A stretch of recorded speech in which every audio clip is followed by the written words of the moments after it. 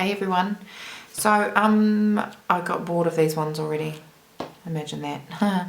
So I've had a little bit of a play and I've come up with this design here. I actually got inspired by an amazing technician on Instagram called Glam Susie, one word, and she's amazing. She does the most amazing 3D flowers. I'm going to try to come closer. And so she's inspired me to do all of mine. So this video is actually going to be me showing you guys how to sculpt out length on existing acrylics. So as you can see, these three here, well actually all of them apart from my pinky, are a shorter square nail. I'm actually going to make them a lot longer and I'm going to make them more into a stiletto almond shape. So that's what today's video is about. Okay, so I want to show you my products first. First thing I'm using, I just got these off eBay, are some butterfly forms. These are fantastic for creating a great amount of length. Product, Young Nails, this is their monomer. And I'm just using their natural powder and their protein bond, which is their primer.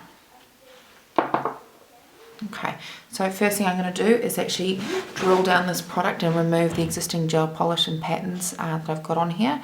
I want to also thin the acrylic quite considerably so that I can then build my product on top. So we'll get into it. Oh, now another thing, a few of you guys have actually asked about my drill piece. So I'm actually using what they call a safety drill bit. I'm going to try and come a little bit closer. There we go. And as you can hopefully see, this drill bit has a nice rounded top on it, this bit here. So when you actually go to drill around the cuticle area, you're not actually going to cut into the skin, which is fantastic, okay, because obviously it's nice and round.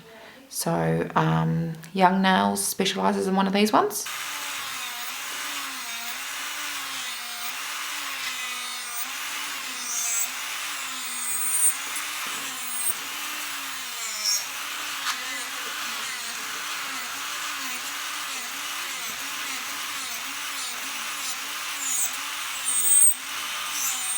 You will see the nail that I have under here has a little bit of length and a little bit of a sculpted free edge, and I'm simply going to increase that sculpted length.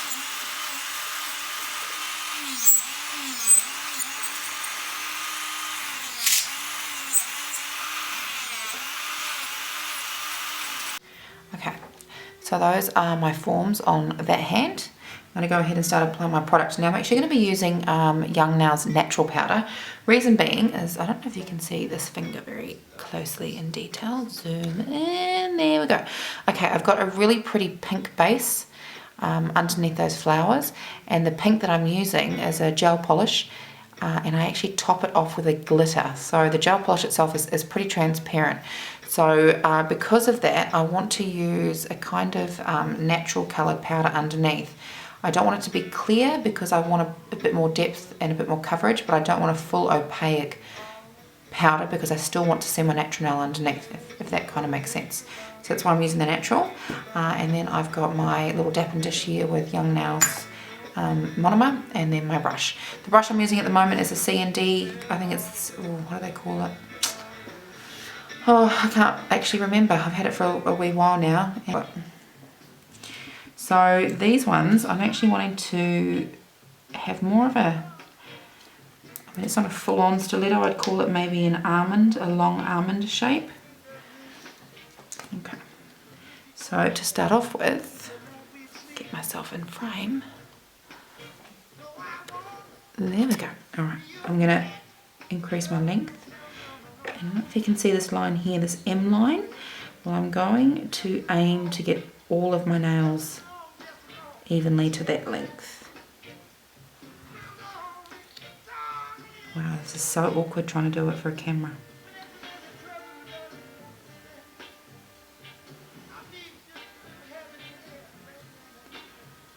Okay, so hopefully you can see there that I've roughly got the length out where I want it. Now, while the acrylic is wet, play with it and shape it and mould it while it's wet. Do the easy work. Don't leave it till it's hard to try and shape it, because obviously it's a lot harder to do. So hopefully you can see what I'm doing there.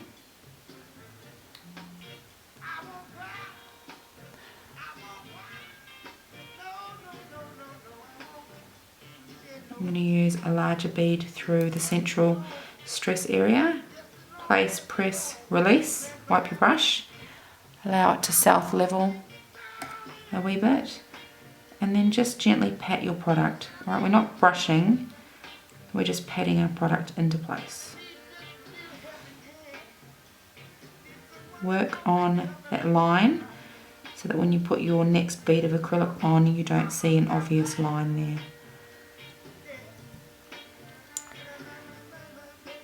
And now for hopefully my final bead down here in the cuticle area. Okay, place, press, release, holding your finger down so that the product doesn't actually flood into the cuticle.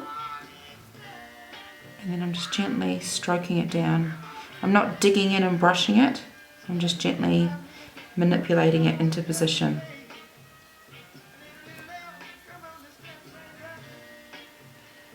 Really working that cuticle area and really flattening the product into the cuticle area down there so that I don't have a big ridgy nail at the cuticle area. Okay, it's looking a bit chunky there. I'm feeling a little bit awkward here under the camera. I'll go to the next one so hopefully we can see it again. Right, I'm going to place my bead here, press, release and wipe, and then manipulate it into shape. I hope that's clear enough for you guys. This is my new camera and it is fantastic, but one thing I have noticed is it doesn't have autofocus. Or if it does, I haven't figured it out yet. So I'm trying to stay at a distance where it doesn't go blurry.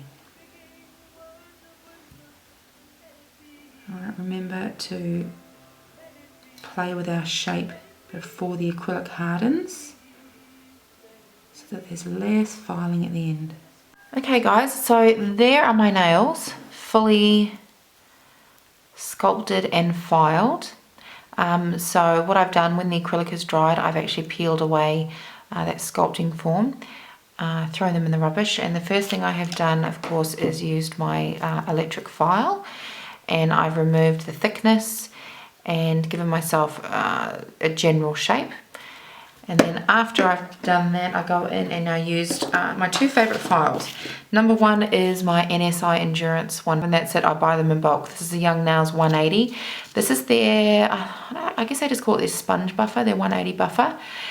So what I do is I go ahead and I do my finish filing and finish shaping with this one here, and then when I've got the shape and this and the length that I'm going to keep, I go ahead and I use this one on top just to get any of the deep scratching out before I go ahead and either put my top coat on or do my nail art or whatever it is that I'm doing. So go ahead and finish the design, but I'll put that in the next video because this one will be too long. So actually I'll show you what I've made. I went ahead and made these on my computer. Bang crash. And basically it's just a little template, you know, thumb, pointer, middle, ring finger and your pinky. This allows me and my client to sit together and design what we're going to do on their nails. I mean, if it's just a normal gel polish color, obviously we don't go ahead and do it, but for those clients who are going ahead and having something unique on every finger, it makes life a little bit easier. So this is the design that I think I'm going to do for my one next. It's great on paper, but sometimes I do change. So this pinky one down here is basically what I've got going on here now, which is these beautiful 3D flowers. So I've got quite a sheer pink on this one, and I'm going to do the sheer pink on these ones as well. This one here is going to be my feature nail, and I'm going to do more of a pastel pink, you know, like a kind of a Barbie pastel pink with white polka dots, 3D flowers and rhinestones, 3D flowers and rhinestones, and 3D flowers and rhinestones. But the 3D flowers take a really long time, and it's about 10 PM here, so I might fall asleep in between that, so it might be changed. But anyway, who knows? Check out the next video and hopefully you guys will enjoy. So that is how you can sculpt out some fantastic nails. Would I call these stilettos? No. Stilettos to me are, that's just my personal opinion, are far more pointed. I would go ahead and call these a long almond. Up to you.